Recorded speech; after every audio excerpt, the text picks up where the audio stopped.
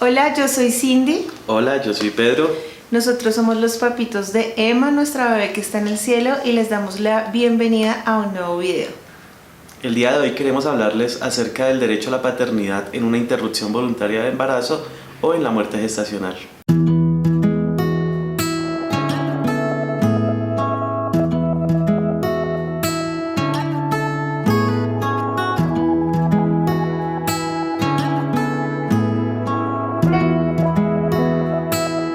Bueno, hace poco en Colombia se desató una polémica por un padre que luchó por salvar la vida de su bebé de 7 meses de gestación, ya que la madre del bebé quería interrumpir el embarazo argumentando que su salud mental no estaba bien.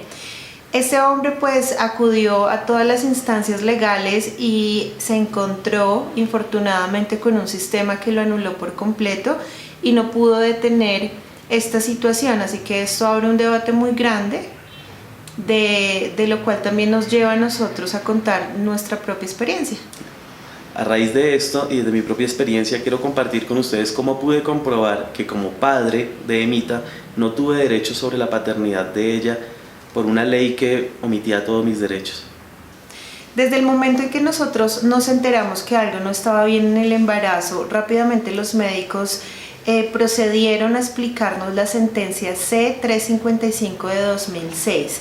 Esta sentencia aplica para Colombia y esta sentencia habla de la interrupción voluntaria del embarazo, que también se puede conocer como la IVE, que está autorizada en Colombia en 3 casos específicos. La primera causal es cuando el bebé viene con graves malformaciones o cuando es inviable su vida fuera del útero de la bebé, de la madre. La segunda causal es cuando la madre está en riesgo su vida o su salud. Y la tercera causal es cuando el embarazo haya sido producto de una violación. Digamos que los médicos nos informaron esto porque en mi caso, 2 de esas causales, digamos, me cubría la sentencia. Este caso es para Colombia. Por un lado me cubría que mi bebé, pues según junta médica, no tenía posibilidades de vivir, y la segunda porque mi salud física estaba en riesgo. Si alguien de pronto quiere saber un poco más de nuestra historia, por allí les vamos a dejar un videito que ya hicimos tocando este tema a profundidad. El hecho es que en el momento que nosotros ya tuvimos todas las juntas médicas y tomamos la decisión de hacer la interrupción voluntaria del embarazo, pues se activan unas rutas a nivel institucional, que es de lo que les vamos a contar, y de lo que vamos a contarlo teniendo el foco la paternidad, que fue el caso que más nos sorprendió en todo este proceso. Uno de los primeros puntos del IVE es una junta médica del hospital donde nos encontrábamos. Allí se realizaron una serie de ecografías a las cuales a mí no me dejaron entrar para saber el estado de mi esposa. Las consultas que tenía mi esposa con la junta médica pues tampoco me dejaban participar. Mi esposa estaba en shock y yo tenía que esperar hasta que ella saliera del consultorio y me explicara, porque los médicos de primera mano no me daban a mí información, todo se lo decían a ella y yo tenía que esperar hasta que ella, con su dolor y con todo lo que estábamos sintiendo, pudiera explicarme qué era lo que estaba sucediendo. El segundo punto de este protocolo es la firma del consentimiento al procedimiento que se iba a realizar. Allí solo podía firmar la mamá, mi esposa, en este caso mi esposa, o la mamá de mi esposa. En ningún momento se tiene en cuenta el esposo, el papá de la bebita. El tercer punto, que fue el que más me sorprendió, es que después de que firmamos el consentimiento para la interrupción de embarazo, pues se generan unas citas que yo tuve con psicólogos del hospital y trabajadores sociales. Yo le preguntaba a los psicólogos y a los trabajadores sociales si mi esposo podía estar conmigo en esas citas y me decían que no, que él no podía estar conmigo. De hecho, durante las citas me preguntaban si mi esposo me estaba coartando a tomar una decisión. Yo les explicaba pues nuestra historia, yo les explicaba: somos un matrimonio estable, nosotros no queremos tomar esta decisión, pero médicamente no tenemos más opciones. Y también me sorprendió porque yo le preguntaba a los doctores: pero a mi esposo también lo va a ver un trabajador social o una psicóloga, y la respuesta es que era que no. Así que todas estas interconsultas son únicamente para la madre y no hay ningún tipo de acompañamiento ni psicológico ni de ningún tipo para el padre. Yo recuerdo mucho salir de esa cita pensando justamente qué pasa en el caso que la mamá esté en esas citas y tome decisiones sin contar con la pareja. Finalizado el procedimiento que se le realizó a mi esposa, me voy con la profesional al tema del acta de función y la patología de mi bebé. Pero qué sorpresa que tampoco podía firmar ni autorizar qué podía hacer hacia dónde podíamos dirigir la patología, cómo podíamos reclamar el cuerpo de nuestra hija.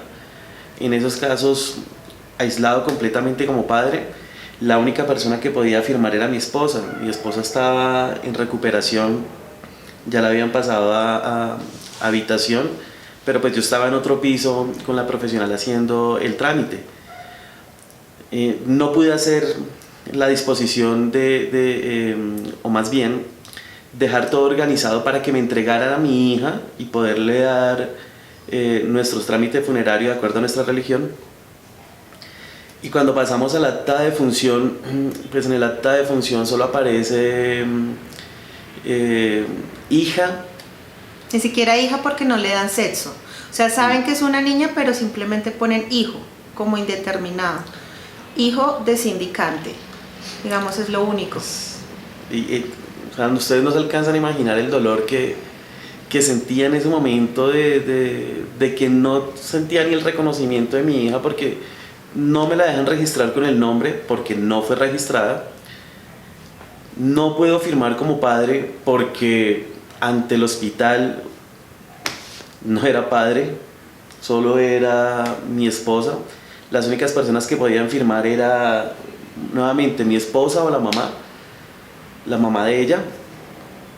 Y pues tristemente en la condición en que estábamos, en el dolor en que estábamos, me tocó acudir con la profesional hasta la habitación y decirle a Cindy, mira, toca firmar esto, toca indicarles que queremos que nuestra hija se vaya a patología para que nos digan qué fue lo que pasó. Después de patología que nos entregara a nuestra bebé y hacer todo el trámite funerario, todo eso tocó dejarlo firmado, pero pues yo como padre que podía hacer las diligencias no me lo permitieron y tocó ir con mi esposa en la situación en que estaba, en la condición médica en que estaba, en el dolor en que estaba, a firmar y autorizar el acta de función y patología de nuestra hija. Bueno, posteriormente, pues nosotros ya obtuvimos el acta de defunción, empezamos a contactar a los servicios funerarios pues para disponer del cuerpo de nuestra hija. Nosotros tomamos la decisión de cremarla y ponerla en un cenizario en la iglesia pues que nos corresponde a nosotros. Pero también nos llevamos una sorpresa muy grande. Mi esposo fue a hacer todos esos trámites solos. Yo estaba en mi casa, aparte que físicamente fue muy complicado mi parto. Estaba, como se dice, recién parida, estaba emocionalmente muy mal. Y me llama mi esposo y me dice, tienes que venir a la funeraria porque no me permiten firmar y sin tu autorización yo no puedo disponer del cuerpo de nuestra hija.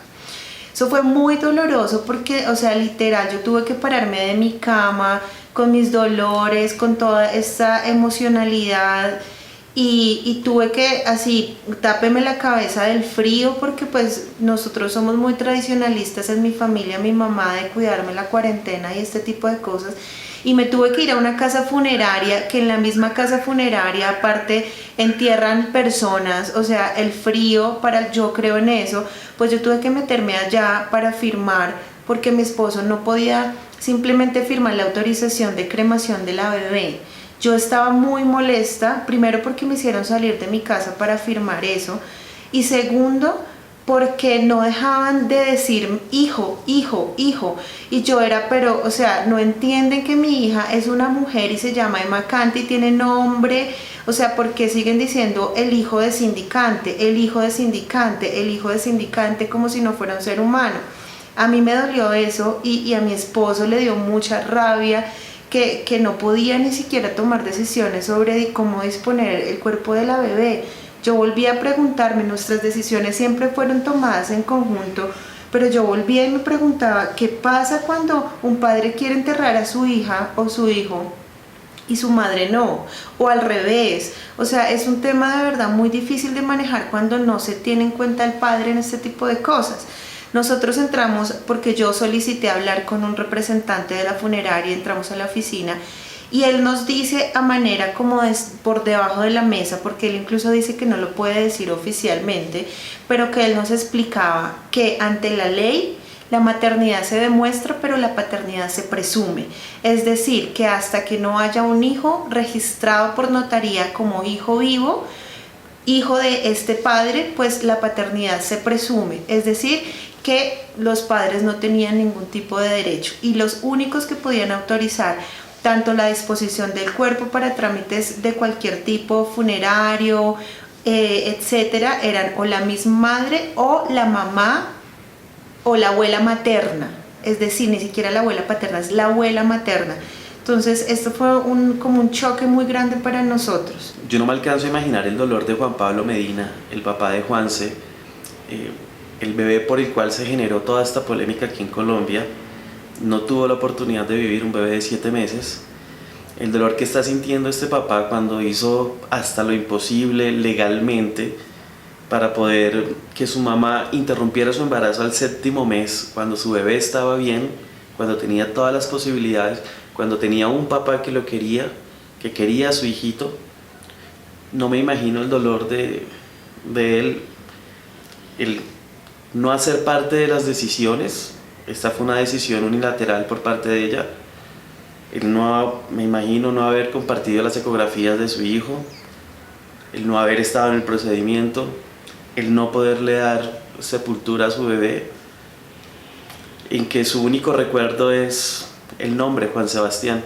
Aparte que si estamos hablando de una afectación psicológica, yo también me imagino esta afectación psicológica de este padre. Para nosotros fue muy importante disponer del cuerpo de nuestra hija, cremarla, llevarla a un cenizario, digamos, hace parte de nuestro duelo porque por lo menos nosotros podemos ir a misa, tener un espacio, pues sabemos que ella no está allá, pero nuestro rito católico, digamos, nos ayuda mucho que pudimos por lo menos hacerle una misa a nuestra hija.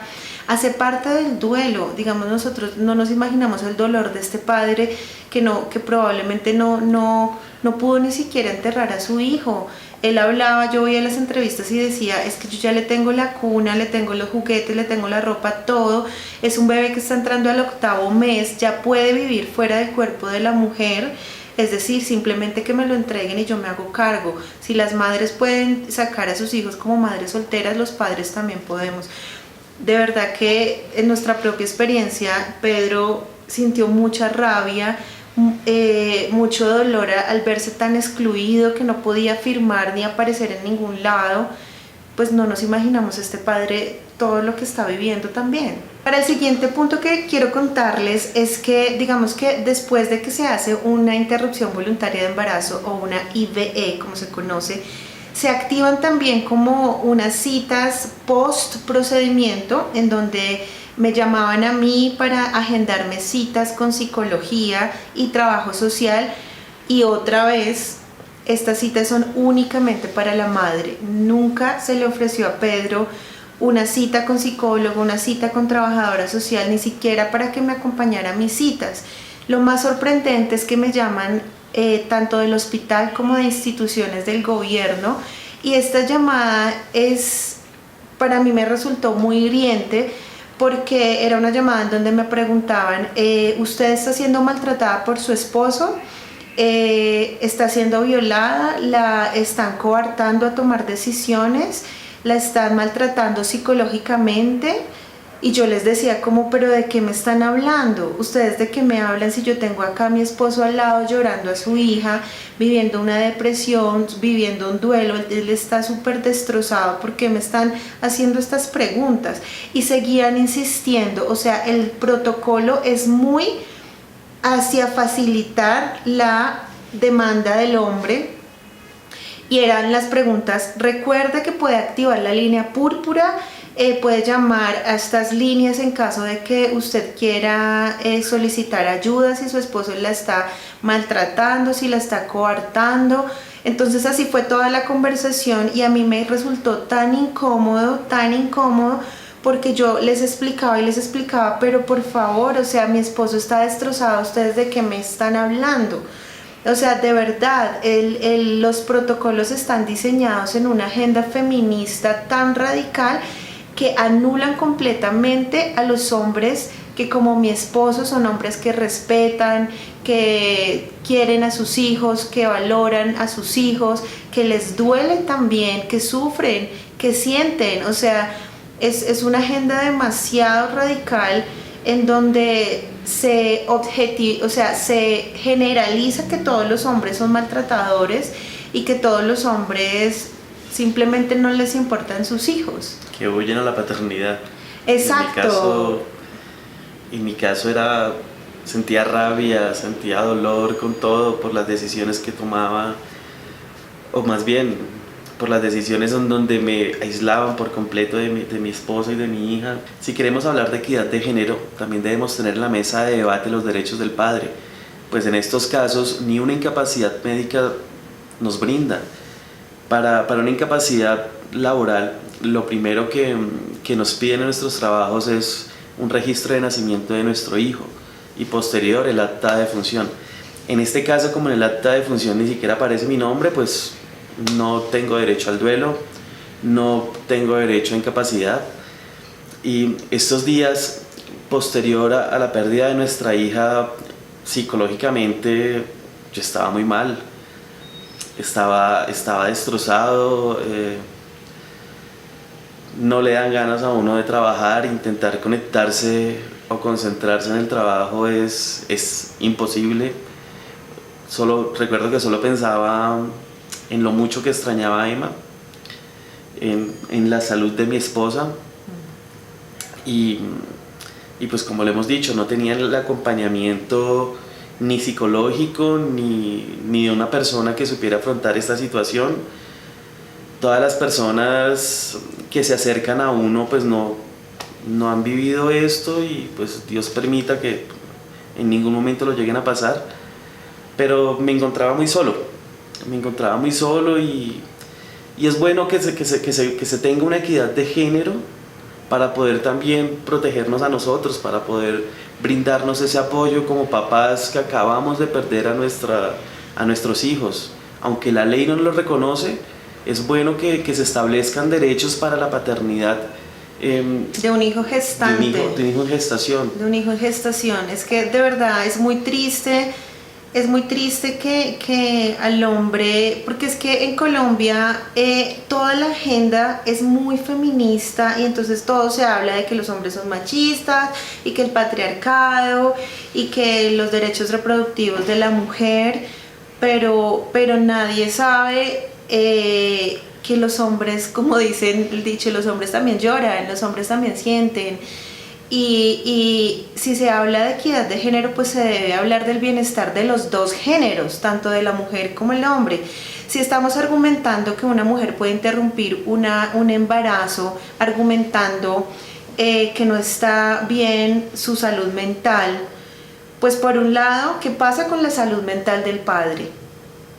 ¿Qué pasa con la salud mental de la madre después del procedimiento? Es que a esta madre nadie le ha dicho que va a tener consecuencias a mediano y a largo plazo que son peores que incluso tomar la decisión de interrumpir. Probablemente a esta madre no le dice que va a tener problemas psicológicos, que es muy probable que desarrolle enfermedades de tipo psiquiátrico, que es muy probable que sufra de depresión, que puede llegar hasta el punto de querer suicidarse, que va a tener unas enfermedades que pueden a mediano plazo llegar también a nivel físico.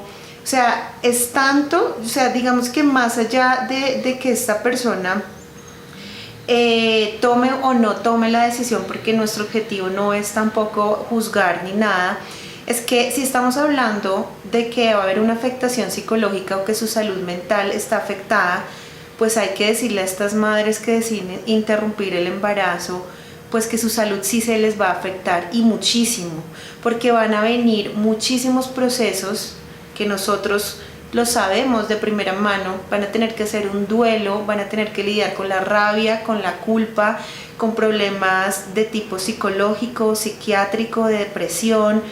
Son muchas cosas que van a llegar a mediano y a largo plazo y que les van a traer consecuencias muy difíciles a nivel psicológico y físico. Nadie les dice esto, entonces esto es como que en conclusión queremos dejar muchas preguntas abiertas, porque todo no es blanco y negro. Preguntas como: ¿cuáles son los derechos del padre cuando una mujer decide interrumpir un embarazo argumentando que su salud mental está en riesgo? Otra pregunta que dejamos abierta es: ¿qué pasa con la salud mental del padre? La otra pregunta, digamos, conectado con lo que mencionaba hace un rato, es: ¿qué pasa con la salud mental de la madre a mediano y a largo plazo? Si el Estado la protege para interrumpir su embarazo en el procedimiento, ¿va a ser el Estado quien esté presente en el momento que ella tenga que afrontar las consecuencias de su salud mental a mediano y largo plazo? ¿Va a ser el Estado quien le brinde terapias, quien le brinde asesoría psicológica, quien le brinde atención médica a mediano y largo plazo? Es difícil porque en este momento el Estado, apenas pasa la interrupción del embarazo, se lava las manos y se olvida de ti, porque así es. Después de que interrumpes el embarazo, se olvidan de ti. Hay unos protocolos en donde tienes que tener unas citas obligatorias con unos psicólogos y trabajadores sociales. En mi caso particular les cuento que yo fui citas médicas que no duraban más de 15 minutos, que no ayudaban para nada. Y toda esa terapia que tuvimos que hacer nosotros la tuvimos que hacer en nuestros propios medios físicos y económicos. Va a estar el Estado ahí también cuando la salud mental de esta madre que tomó una decisión se vea afectada. Yo quiero contarles como una anécdota, por decirlo de alguna manera. El año pasado, en noviembre, yo asistí a un taller de humanización médica ante la muerte gestacional. Es un taller que brinda la Fundación HIC de apoyo ante la muerte gestacional en Colombia. Y allí tuve la oportunidad de conocer una enfermera, que era una enfermera jefe que trabaja en el Hospital La Victoria. Tuvimos la oportunidad de compartir experiencias, yo le conté mi caso y me sorprendió muchísimo que ella me contó que en el hospital donde ella trabaja se practican más o menos entre 12 y 20 interrupciones voluntarias de embarazo al día, y la mayoría de estas interrupciones voluntarias argumentan que la salud mental de la mujer no está bien o que está afectada su salud mental. A mí me sorprendió muchísimo porque yo no sabía que esto entraba, digamos, en una de las causales de la sentencia C355. Digamos, no tenía claro que pudiera tener una interpretación tan amplia, porque, o sea, no nos digamos mentiras, todas las mujeres que nos quedamos en embarazo tenemos una afectación psicológica porque estamos en un cambio muy grande que nos genera ansiedad, que nos genera miedos, que nos genera cambios, y todas absolutamente pasamos por unos procedimientos, por unos, digamos, estados mentales, emocionales y psicológicos pues difíciles. Sea que desees a tu hijo o no, pues yo pensaba en ese momento que ella me decía eso, pues si vamos a argumentar que la salud mental es una causal para interrumpir el embarazo, pues estamos hablando básicamente de que se puede interrumpir el embarazo en cualquier razón, por cualquier motivo y a cualquier edad gestacional. Esta enfermera me decía: mira, Cindy, acá llegan pero muchísimas mujeres interrumpen el embarazo inclusive en el mes 8 y 9. O sea, ella me decía, llegó una mujer que le faltaba como una semana para cumplir las 40 semanas e interrumpió el embarazo. Y siempre argumentando que la salud mental no estaba bien, y eso ya se está aceptando a nivel general. Este caso fue muy polémico porque fue, digamos, mediático, pero yo les cuento, esto está pasando no solo en Profamilia, está pasando en todas partes. En todas partes se están practicando interrupciones voluntarias argumentando que la salud mental no está bien, y no se practican una y otra. Esto no es exclusivo como de casos particulares, esto es un tema masivo, desafortunadamente masivo.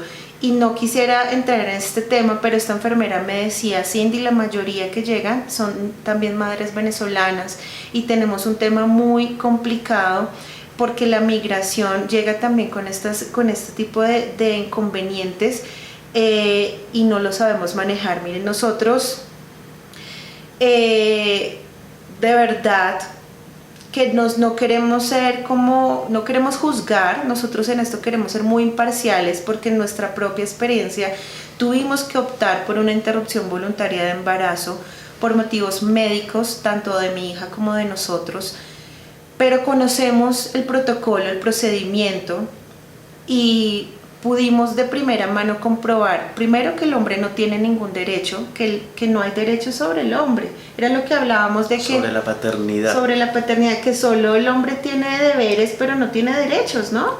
Sí, solo nos exigen deberes y obligaciones, más no derechos sobre nuestros hijos. Exacto, y yo sé que este es un tema que genera mucha polémica, pero que hay que manejar con muchísimo tacto, porque pasa lo que pasa, que es lo que está pasando ahorita, y es que una mujer simplemente toma una decisión de interrupción de embarazo diciendo que no se siente bien psicológicamente, y esto abre un panorama grandísimo para que se cometan muchos errores. Porque yo les digo, una mujer que toma una decisión de interrumpir el embarazo no lo hace desde la libertad. Es la decisión más coartada que tiene porque está presionada por muchas cosas.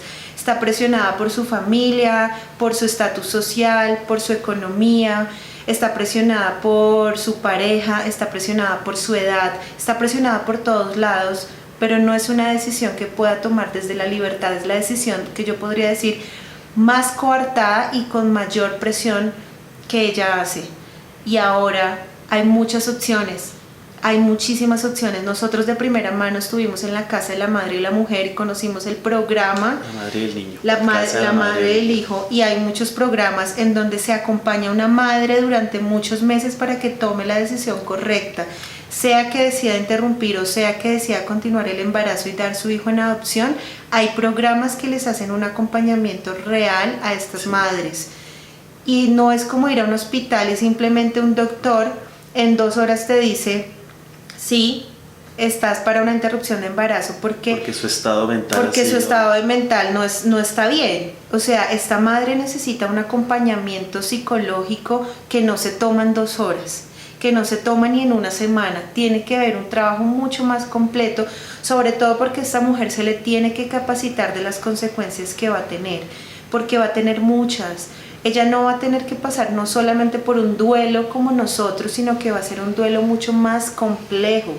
Es un duelo mucho más complejo porque es mucho más silenciado, es mucho más sin ayudas, es un duelo muy complejo porque pueden pasar los años y esta mujer no trabajó nunca su duelo, no trabajó nunca su estado emocional, y es cuando empiezan a surgir esas consecuencias a mediano y largo plazo, y después no entienden por qué sufro de depresión y por qué me pasan estas cosas y por qué me estoy enfermando, o nadie les dice que tal vez su salud reproductiva está en peligro porque no puedan volver a quedarse en embarazo si algo sale mal en el procedimiento. Es decir, este tema hay que hablarlo poniendo todas las cartas en la mesa, y que no sea solamente feministas tomando decisiones, sino que sea gente real como nosotros, una madre, un padre, una familia, que seamos todos parte de las decisiones y que no sea solamente el grupo de feministas que hay en el distrito o en... La agenda es muy feminista, hay que decirlo. Finalizando, queremos darle todo nuestro apoyo a Juan Pablo Medina, el orgulloso papá de Juanse. Gracias por romper también este silencio, por darle visibilidad a un vacío que hay en la ley. Queremos decirle que su dolor no es en vano, que estás abriendo la puerta y la posibilidad a que muchos padres que vienen detrás de nosotros tengan derechos sobre sus hijos en gestación, que empecemos a cambiar esa visión de una sociedad machista que ya no corresponde a nuestra época, que habemos padres que queremos ser incluidos en las decisiones de nuestros hijos, que queremos y amamos por encima de todo nuestro hogar, que también nos duele la muerte de nuestros hijos, padres que también tenemos que afrontar un duelo. Ya van a ser 9 meses desde la pérdida de nuestra hija y todavía lloro, todavía me duele, todavía extraño a mi pequeña. Y pues a Juan Pablo Medina queremos brindarle todo nuestro apoyo. De verdad, tu dolor no es en vano. Lo que estás haciendo es un precedente grandísimo en Colombia porque tú has roto el silencio y sé que así como mi esposo van a haber muchos padres queriendo hablar, queriendo decir yo quiero a mis hijos y yo también merezco tener derechos sobre mi hijo aunque no haya nacido vivo, aunque no lo haya visto nunca, pues también merezco.